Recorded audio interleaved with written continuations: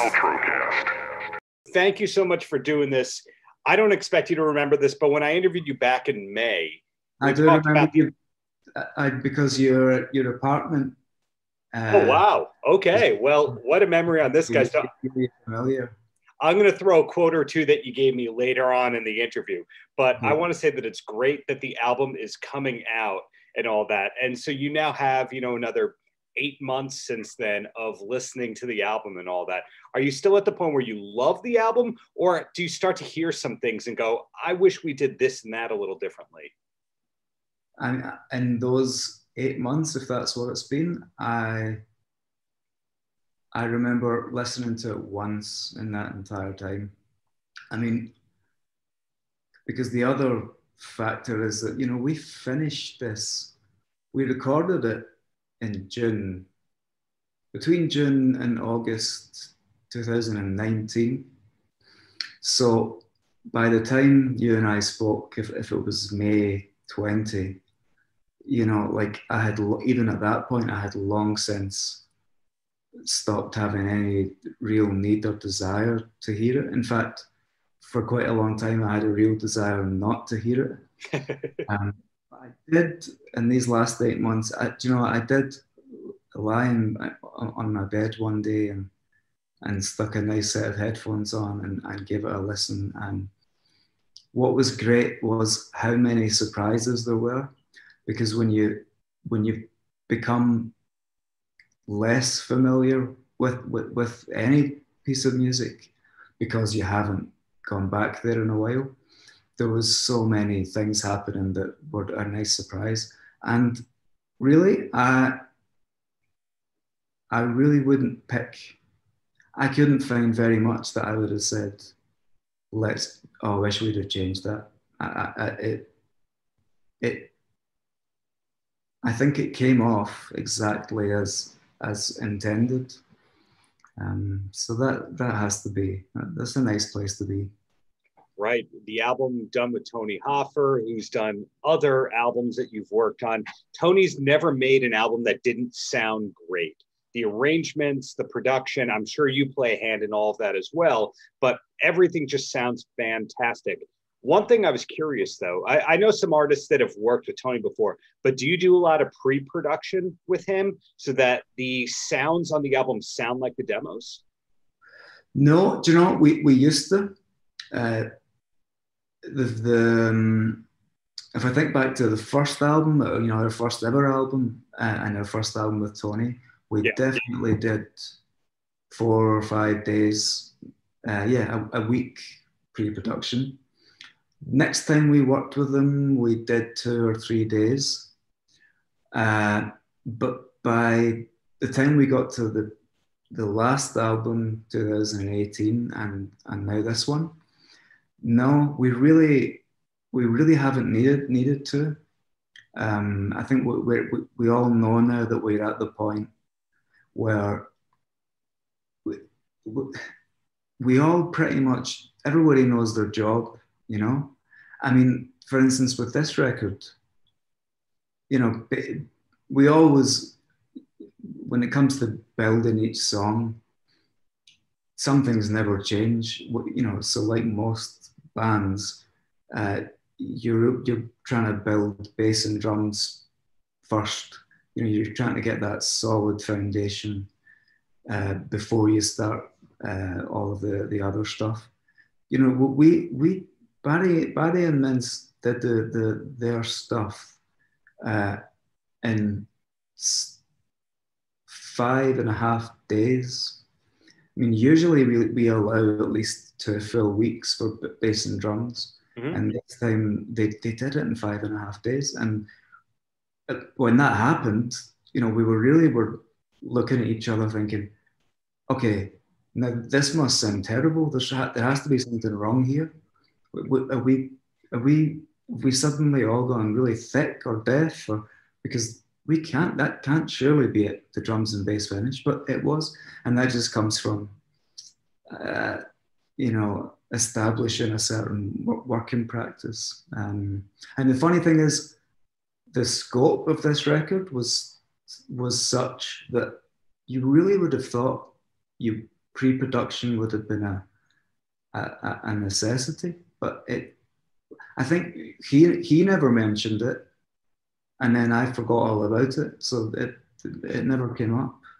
When you take a song like The Last Songbird, which it's a great song and it sounds great in my humble opinion, do you hear the backing vocals and arrangement in your head when you're writing it?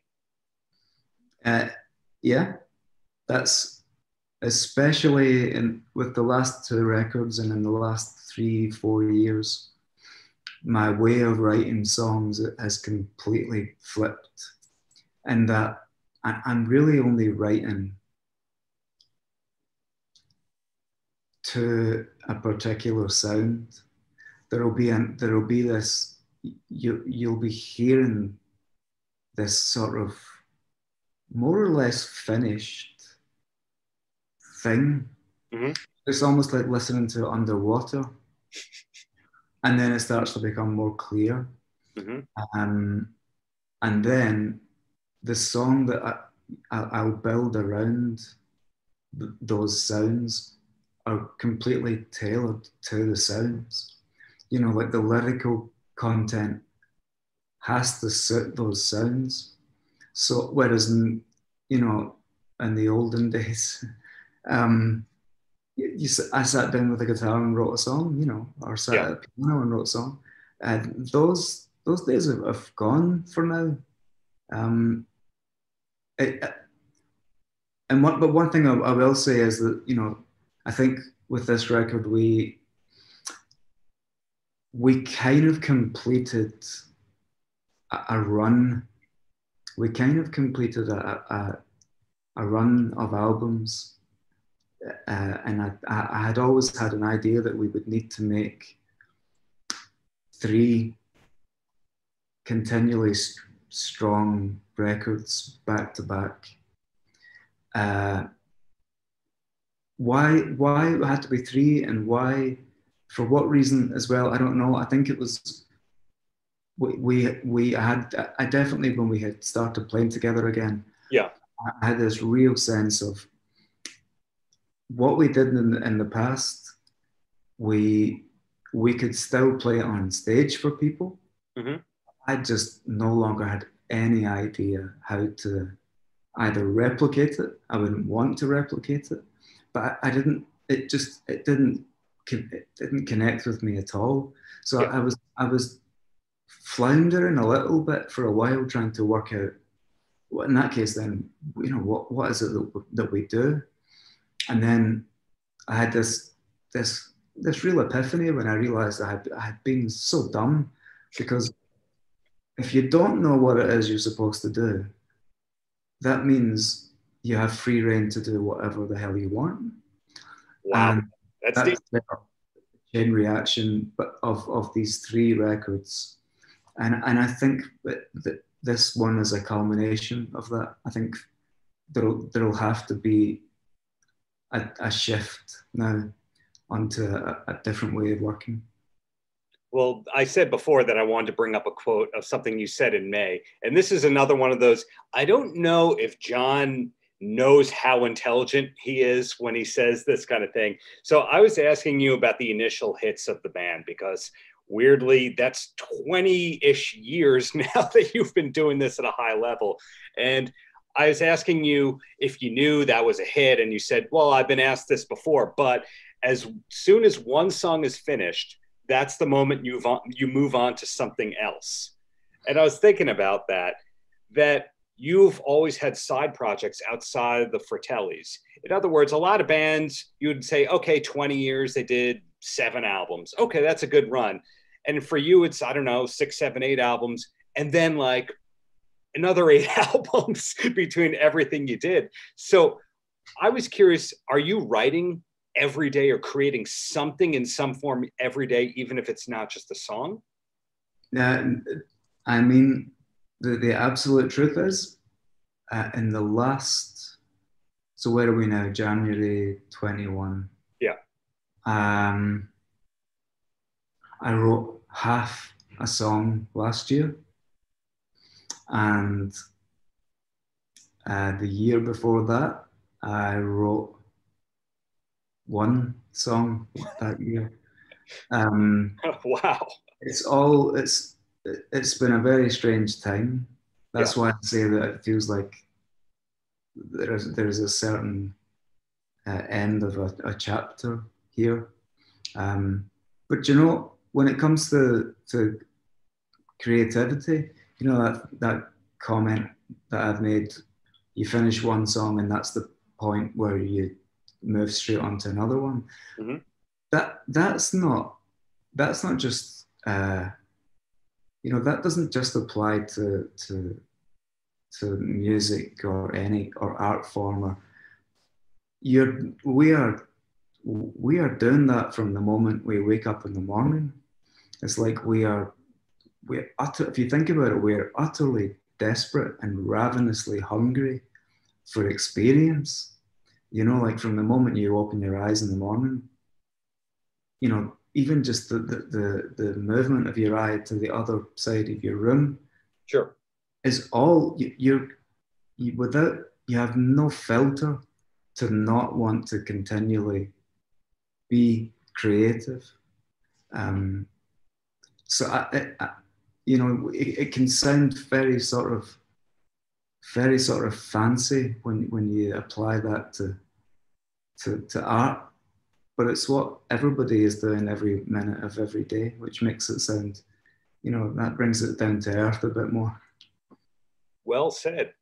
I'm finding, as somebody who does interviews 5 or 6 days a week with a mix of songwriters, actors, just all sorts of creatives, some people are finding it the most creative period they've ever had because they have all this idle time. Other people like yourself, not writing so much. But I found that some of the people that aren't writing songs as much that are songwriters, they have a different outlet, like they've gone into podcasting or painting. Do you have another part of your life that's not private where you're creating in some form? And it's totally cool if the answer is no, I'm on break, man.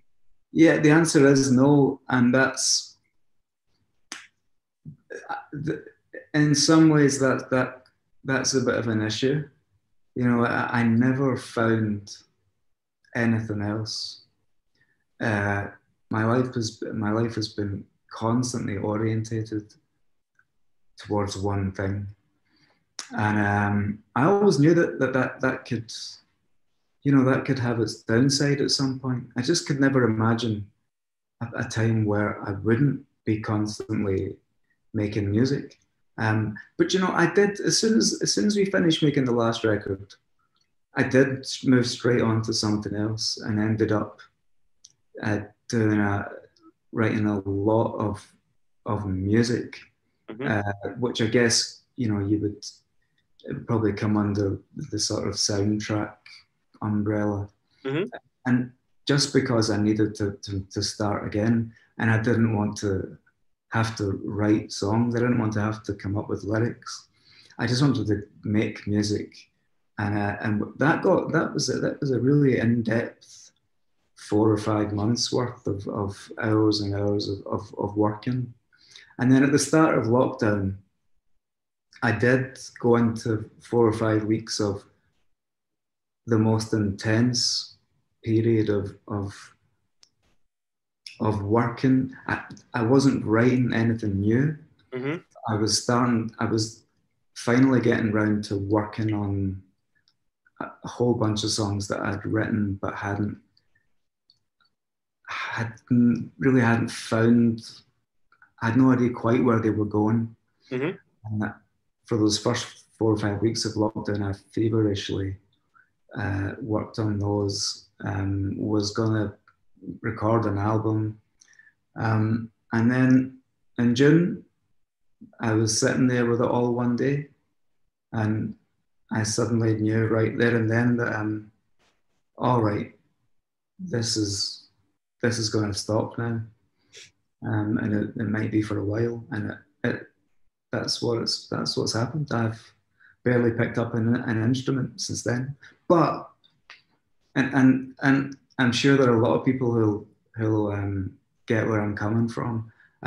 Sure. I have started playing chess again, like because of the Queen's Gambit. Yeah. And And like I played in high school, and I'm the world's worst chess player. But like I love it. I know how it works, and I can sort of think 4 or 5 moves ahead for myself and for whoever I'm playing. But Yeah. you know, I'm not a great player. But a friend of mine, he watched that show as well. He'd never played before, and all of a sudden, yep, he's bought a chess set, and suddenly I found myself with somebody to play with. Yeah. So that's taken up a little bit of my time.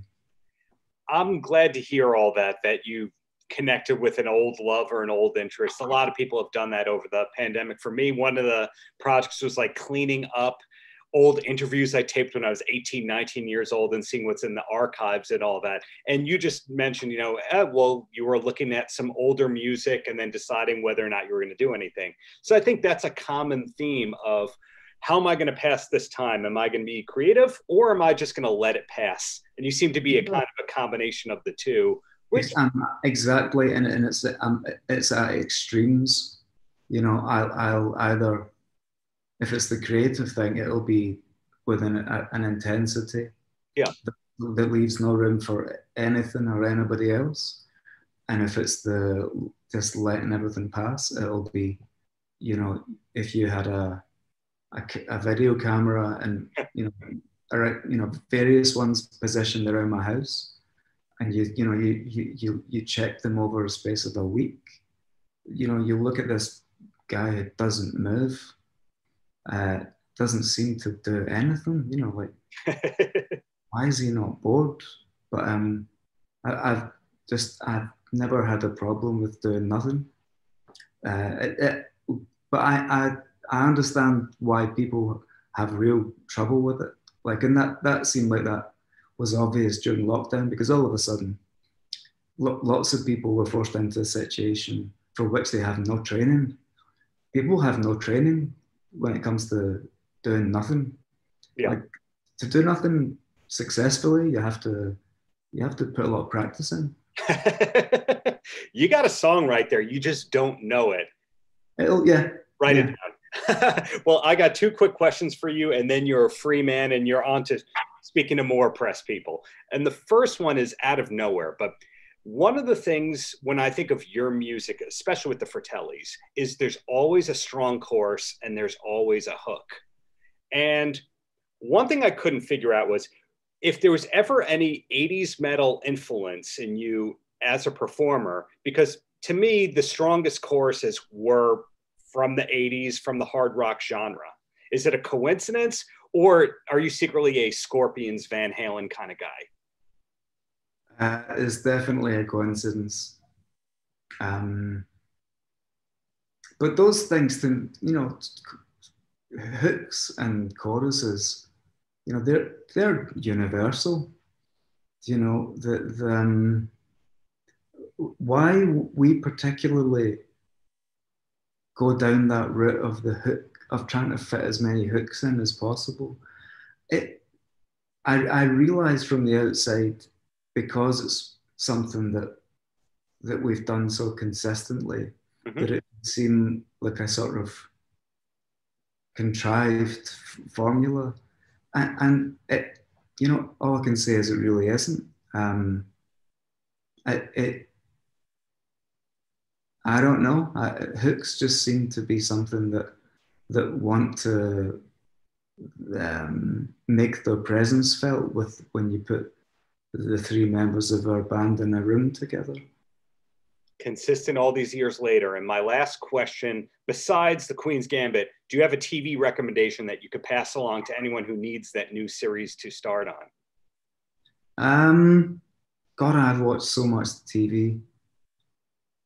And so little, because I've watched so much of it and so quickly, I really have no idea what I've watched. But the probably the most significant thing was that I finally, because I now had time, I finally watched Game of Thrones, and I think I was the only person that I knew that hadn't watched it, and I just sort of had this idea of dragons and goblins and gnomes. I don't know.